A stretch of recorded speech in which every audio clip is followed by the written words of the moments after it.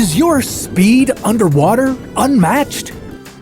Does your breaststroke leave your opponents in last place? Maybe you're ready for a different challenge. So what if you jumped into a pool full of honey? Would you sink to the bottom? Could you eat during your swim? And is honey just bee spit? This is What If, and here's what would happen if you jumped into a pool full of honey.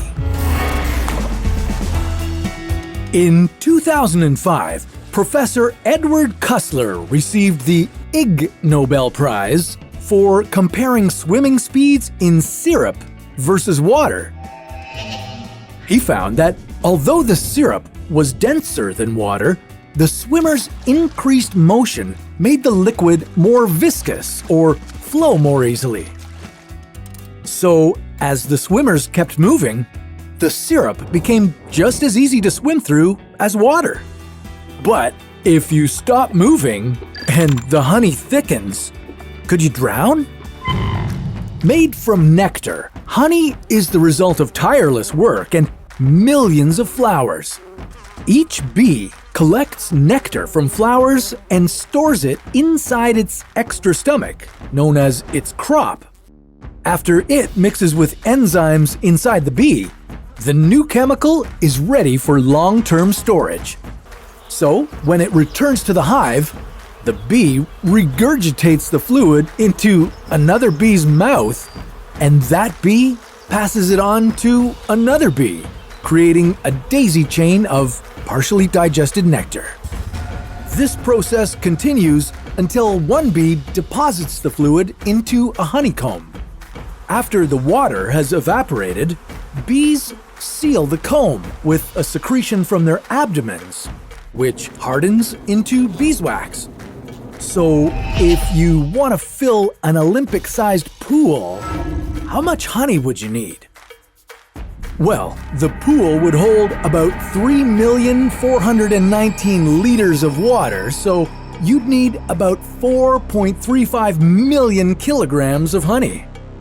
And considering that one bee colony produces 27 to 45 kilograms of honey per year, this pool would contain many colonies' lifetimes of work. Honey is a non-Newtonian fluid, a term named after the famous physicist Sir Isaac Newton, the apple and gravity guy.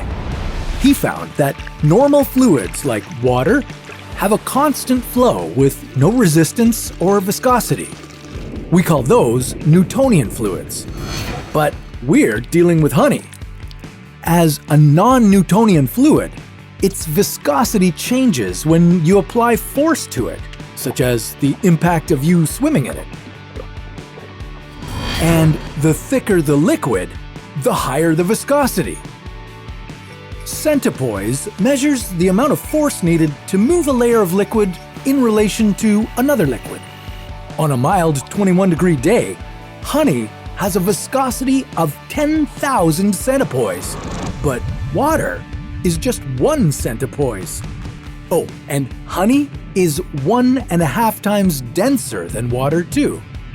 But honey is also a thixotropic fluid, which means if it stays still, it becomes a gel-like substance.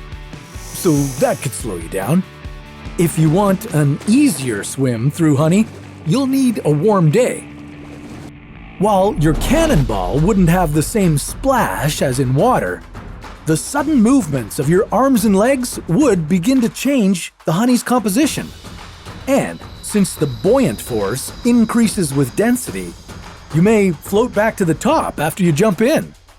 So that makes it less likely that you'll drown. Professor Kussler's experiment showed that form drag is the key to human swimming. Your form, or shape, affects the drag on your body when you're moving through a fluid, like swimming through honey.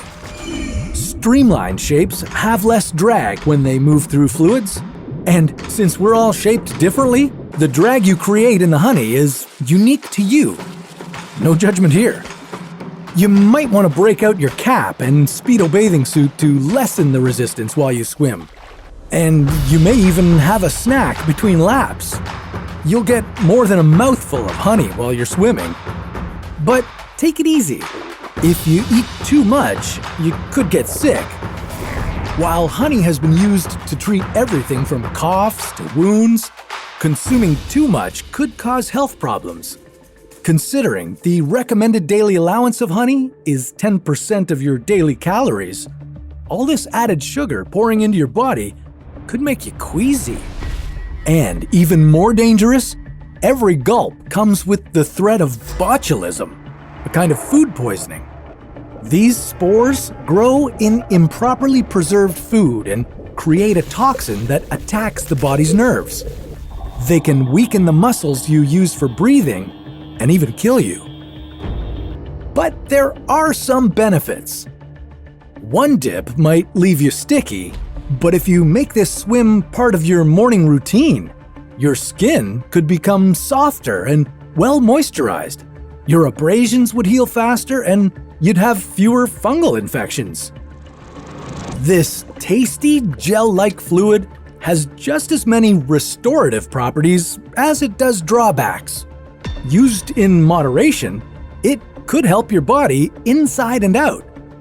But if you swim in honey too often, it might cancel the healthy benefits. Of course, without honeybees, we wouldn't have the option of floating in this sticky stuff. It makes you wonder, what if insects disappeared from the planet? Well, that's a story for another What If.